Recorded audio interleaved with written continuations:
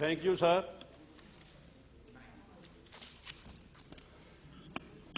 Sir, मैं बड़े दुख के साथ आज इस हाउस में ये बात आपके माध्यम से ऑनरेबल मेंबर्स के सामने लाना चाहता हूं कि आज से 25 साल पहले भारत की इसी राजधानी दिल्ली में जो सिखों के साथ जुल्म हुआ, और उसकी कमाल ये है कि ये दिन दिहाड़े हुआ। 3 दिन पर या तो नादर शाह के टाइम दिल्ली में कत्लेआम था, या फिर ये 84 में दोबारा दोहराया गया। नादर शाह को लोग आज भी याद करते हैं, लेकिन क्या बात है कि जब कहीं जुल्म होता है और जब ये, और खास पर जब ये एक मिनॉरिटी कम्युनिटी के सामने होता है, तो हम भूल जाते हैं और इसके लिए कोई ऐसे बहाने निकालते हैं। क्योंकि जब हम कहीं बोलते हैं तो बीच में टोका जाता है कि उस रजीम में क्यों नहीं हुआ, आपने वहां क्यों नहीं किया, आपके ये जिम्मेवार थे। सर, मैं तो इस कचहरी में ये इसलिए खड़ा हूं कि सिखों ने इस देश के लिए क्या नहीं किया। गुरु नानक देव जी ने इस हमारी स्थापना की, गुरु गोविंद सिंह जी ने हमें यह शक्ल दिया, और तमाम हमारा इतिहास कभी भी जब भी कोई काम हुआ हम मजलूम के साथ खड़े। हमने कभी धर्म की लड़ाई लड़ी, कभी हमने एंटी मुस्लिम नहीं लड़ी, कभी हमने एंटी हिंदू या प्रो हिंदू नहीं, हम तो जुल्म के खिलाफ लड़े। सारे इतिहास में आप कहीं बताइए कभी भी हिंदुस्तान पे कुछ हुआ तो सिखों ने क्या नहीं किया। जब हमले होते थे हमारे देश पे, कहां से आते थे? वो सारे पंजाब के रास्ते आते थे। तो उन हमलावरों के सामने कौन खड़ा होता था? हम देश को बचाने के लिए हम अपना खून देते थे। और किसी वक्त भी आप कहीं देखिए, एक एक दिन में 35-35 हजार सिख अब्दाली के हमलों में कत्ल किए गए। उनको हम घलूगरा कहते हैं, होलोकास्ट। ऐसे ऐसे वाकया है कि एक दिन ये ऐलान हुआ इंडिया में कि आज से सिख खत्म है, हिंदुस्तान में सिखों को खत्म कर दिया गया। लेकिन क्या हुआ कि उसी 1 महीने के बाद सिख वहां से उठे, चाहे हम राजस्थान में गए, चाहे हिमाचल के जंगलों में गए। लेकिन जब भी जरूरत पड़ी, चाहे सिखों ने गुरीला वार लड़ी, हमारी लेडीज ने कुर्बानियां की। लाहौर जाके अब भी देखो म्यूजियम में क्या क्या हमारी शहादत की दास्तान लिखी है। लेकिन वो छोड़ो, जब देश की आजादी आई, आप सबको पता है कि पंजाब हिंदुस्तान से 100 साल के बाद गुलाम हुआ अंग्रेज में।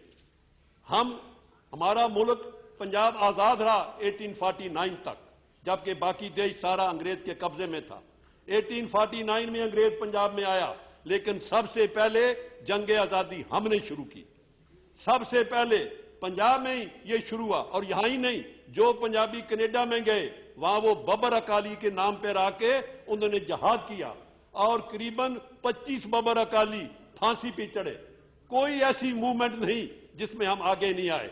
मैं एक मिसाल देता हूं, 1941 में खान बादशाह ने एक पिशावर में मुजाहरा किया, गोली चली, उसको आज भी उस चौक का नाम खूनी चौक है। सारा देश डर गया। सबसे पहले अकाली जत्था ट्रेन पे चढ़ के अमृतसर से पिशावर पहुंचा, खान बादशाह के साथ खड़े हुए। कोई शहीद भगत सिंह कहां से उठा, जलियांवाला बाग का साका। आप हमें एक मिसाल दीजिए जहां हमने देश के लिए ना किया हो।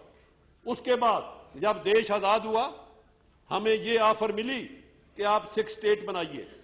हमें ये ऑफर मिली जिन्ना की तरफ से, सब रिकॉर्डेड है, कि आपको फुल हक होगा, हम पाकिस्तान के साथ ज्वाइन करो, आपको ऑटोनॉमी मिलेगी, आपको रिजर्वेशन मिलेगी। जिन्ना की ऑफर रिकॉर्डेड है, सारी किताबें छप चुकी हैं। लेकिन हमारे लीडर मास्तारा सिंह ने ऐलान किया, हम कुछ हो जाए हम हिंदुस्तान जाएंगे। हम पाकिस्तान छोड़ा, ननकाना साहब गुरु नानक की बर्थ प्लेस छोड़ी, आपके साथ आए। लेकिन आपने हमें दिया क्या? जब कॉन्स्टिट्यूशन बना, हमारे मेंबरों ने साइन नहीं किया। आपको रिकॉर्ड सार, हुक्म सिंह स्पीकर बने, कॉन्स्टिट्यूशन पे साइन नहीं किया। हमने प्रोटेस्ट किया कि कॉन्स्टिट्यूशन में जो राइट्स पंडित जवाहरलाल नेहरू ने हमें देने का वायदा किया वो इसमें नहीं डाले गए। ये रिकॉर्डेड है, जो मैं कह रहा हूं गलत हो मैं उसके लिए माफी मांगने को तैयार हूंगा और करेक्ट करूंगा। उसके बाद क्या हुआ देश में, सारा इंडिया लिंग्विस्टिक बेसिस पे रीऑर्गेनाइज हुआ, लेकिन पंजाब नहीं हुआ।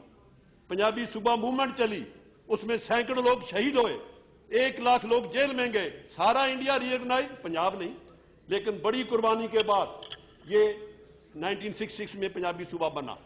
लेकिन जो आज की बात है, मैं आप ज्यादा नहीं कहते हुए, चाहे देश में हमला हुआ पाकिस्तान का 2 बार, चाहे कश्मीर में हुआ, पहले कौन पहुंचा, पटियाला की फौज, जब 1948 में कश्मीर पे हमला हुआ। उसके बाद क्या हुआ, 65 की जंग, 71 की जंग। बताइए, हमारी प्रोपोर्शनेट आबादी 2% है, लेकिन जो शहादत है आर्मी में वो हमारी कितने %? जंग आजादी में काउंट करिए, जाके अभी भी जाइए काला पानी में, वहां एक सिला लगी है, आप जाके देखिए काला पानी अंडमान में कितने लोग जेल में रहे, 90% सिख रहे। आप जाके पढ़िए, जितने लोग इंडिया में फांसी लगे वो 80% सिख लगे। ये सब रिकॉर्ड पे है, लेकिन हम इसका कोई मूल नहीं मांग रहे। We are not asking for anything, just we are showing we have been patriot, we have been living for this, helping. लेकिन हमारे साथ क्या हुआ, आज से 25 साल पहले दुनिया के इतिहास में ऐसी बात नहीं हुई कि किसी धर्म के जो सबसे बड़ा स्थान हो वो उसी धर्म में, उस जहां रहता हो, उसकी सरकार उसको गिराने के लिए अपनी आर्मी भेजे। इससे बड़ा जुल्म कि अमृतसर गोल्डन टेंपल में कौन गया, हिंदुस्तान की फौज गई, और बहाना क्या, एक आदमी को पकड़ना। एक आदमी को पकड़ने के लिए इंडियन आर्मी अंदर गई, कितने हजार आदमी अमृतसर में मारे गए, अकाल तख्त गिरा, ये रिकॉर्ड पे है, कोई गलत नहीं है। आप बेशक मेरी बात सुनिए, अगर मैं गलत कहूं इसको मैं तैयार हूं करने में। क्या ये सच्चाई नहीं कि गोल्डन टेंपल को क्यों गिराया, और यही कहा हमने एक वहां टेररिस्ट है उसको पकड़ना है। मैं उसके है जी, बोलिए बोलिए बोलिए, हमारे आप बैठिए ना, आप बैठिए। हमारे लिए गोल्डन टेंपल कॉम्प्लेक्स में अकाल तख्त उतना ही इंपॉर्टेंट है जितना गोल्डन टेंपल दरबार साहब है। अकाल तख्त को आपने ऐसे गिराया जैसे कोई इलीगल बिल्डिंग दिल्ली शहर में गिरानी हो, और उसमें कितने लोग मरे, यात्रु मरे। जो हमारा सरोवर था जिसमें लोग, जिसको आबे हयात कहते हैं, वो खून से भरा, वो सारे लोगों ने दुनिया भर में देखा। और वो ही नहीं, आपने कर्फ्यू लगाया पंजाब में, और उसको अपने वुड रोज, पहले वो ब्लू स्टार, ये वुड रोज, और वुड रोज में आपने कितने हजार सिख नौजवान मारे। मैंने एक बार इसी हाउस में कहा था, पंजाब में ऐसे गांव हैं जहां पिछले 20 साल में कोई शादी नहीं हुई क्योंकि नौजवान सारे मार दिए गए, वहां तो शादी की बारात नहीं आई। ऐसा जुल्म उस वक्त हुआ, लेकिन वो मैं आज छोड़ता हूं, क्योंकि आज का इशू क्या है कि उसके बाद आपने दिल्ली में क्या किया।